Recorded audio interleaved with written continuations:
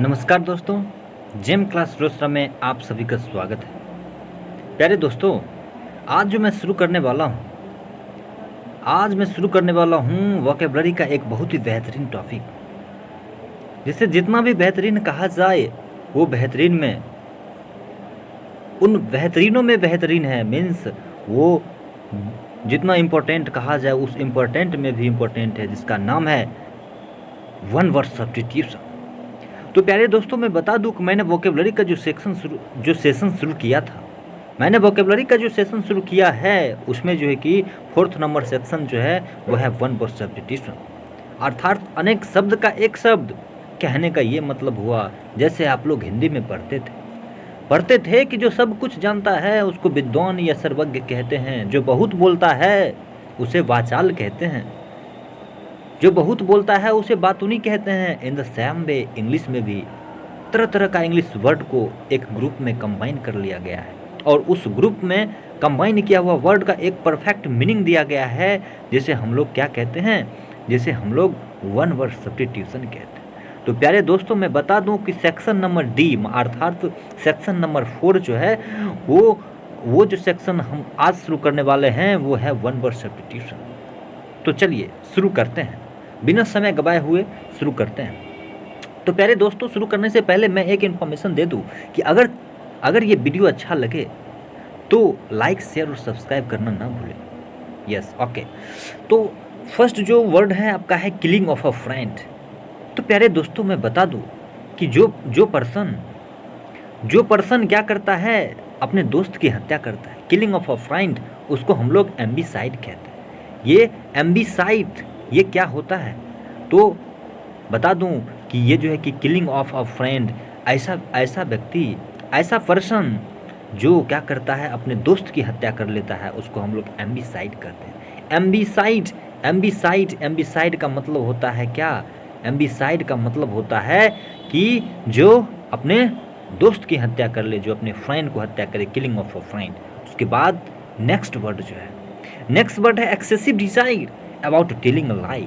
अर्थात क्या हुआ इसका मतलब हुआ एक्सेसिव का मतलब होता है आवश्यकता से अधिक, अत्यंत तीव्र इच्छा, जिसको कहते हैं एक्सेसिव डिजायर।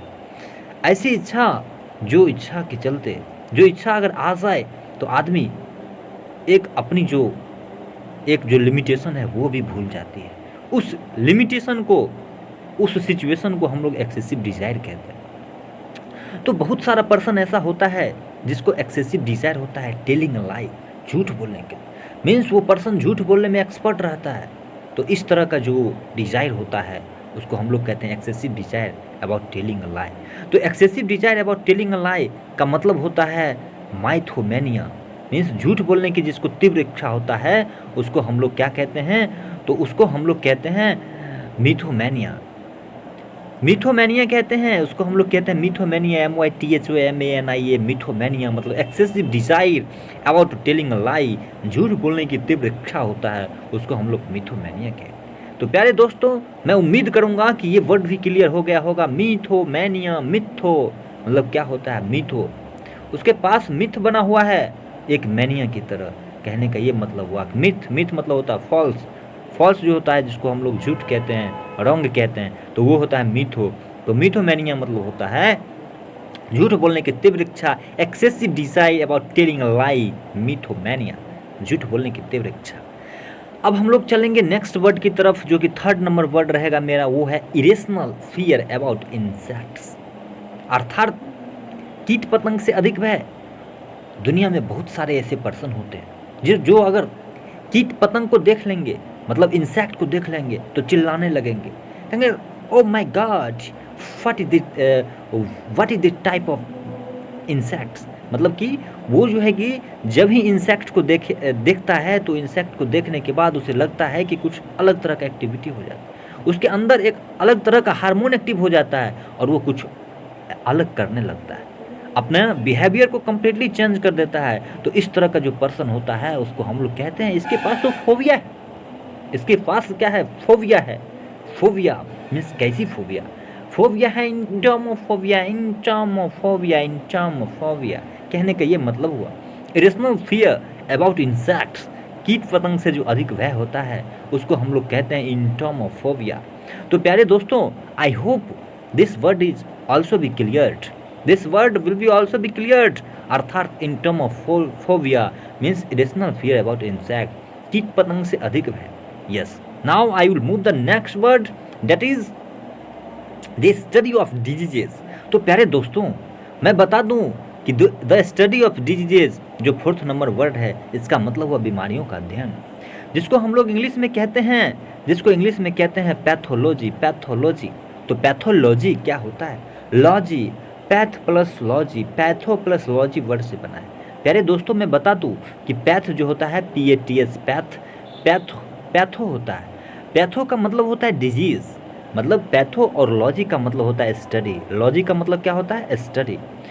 तो प्यारे दोस्तों, मैं बता दूं कि पैथोलॉजी का मतलब होता है बीमारियों का अध्ययन, मतलब स्टडी ऑफ डिजीजेस। तो इस तरह का जो होता है, इस तरह का जो वर्ड होता है, उसे हम लोग कहते हैं पैथोलॉजी। तो इस तरह से जो है कि ये 4th नंबर वर्ड भी क्लियर हो गया होगा कि बीमारियों का अध्ययन को हम लोग पैथोलॉजी कहते हैं।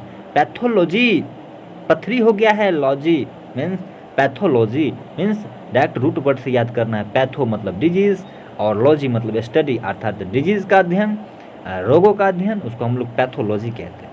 अब हम लोग नेक्स्ट की तरफ मूव करेंगे। वो नेक्स्ट वर्ड है a specialist. 5th number word है a specialist of teeth disorders.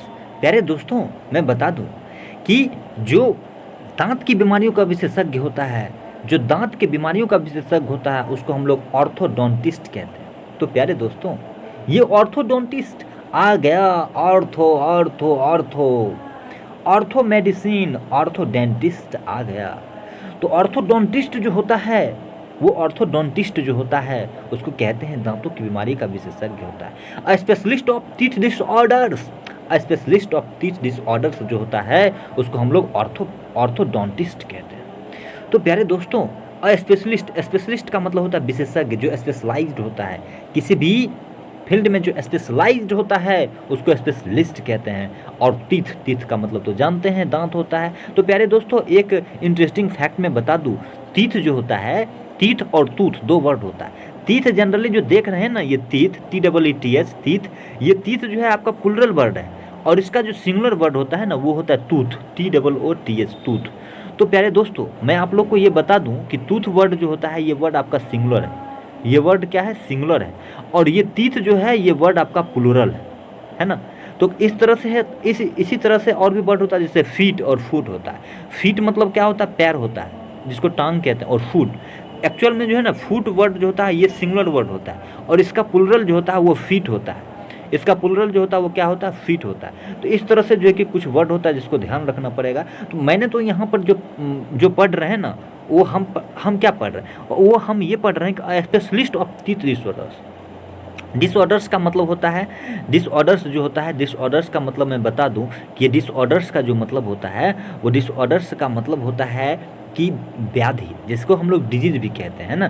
तरह तरह के जो विविधता होता है ना, उसी को हम लोग डिसऑर्डर्स कहते हैं। जो टीथ डिसऑर्डर्स का जो स्पेशलिस्ट होता है, मतलब टीथ में किसी तरह का कोई प्रॉब्लम आती है, और उस प्रॉब्लम का समाधान जो डॉक्टर करते हैं, उस डॉक्टर को हम लोग ऑर्थोडोंटिस्ट कहते हैं। उसको क्या कहते हैं हम? ऑर्थोडोंटिस्ट। तो इस तरह से आपका ये सेक्शन रहा 1 वर्ड सब्स्टिट्यूशन का, अर्थात अनेक शब्द के बदले एक शब्द का सेक्शन रहा। तो I hope everybody that this section will completely be cleared through very interesting way and very mnemonics way. So I hope everybody that this section will completely be clear. तो लास्ट में मैं आप सभी से again request करूंगा, अगर video अच्छी लगी तो प्लीज़ लाइक कीजिए, शेयर कीजिए अपने दोस्तों को, अपने दोस्तों के साथ, अपने रिलेशन के साथ शेयर कीजिए, ग्रुप में शेयर कीजिए, ताकि जो है कि व्यूअर अधिक से अधिक जो है कि व्यूअर अधिक से अधिक स्टूडेंट इस फ्री सीरीज़ का लाभ उठाए और अपने लाइफ में अंग्रेजी को सीखकर लाइफ को बेहतरीन बनाने की प्रयास करें।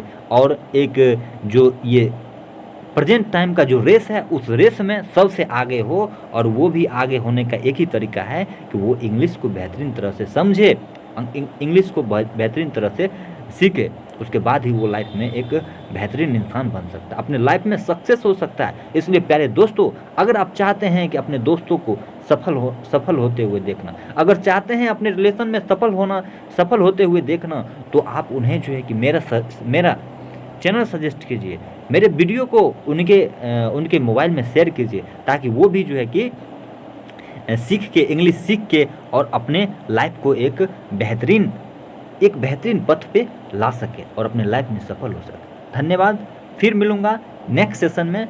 तब तक keep study and keep enjoy. Thank you.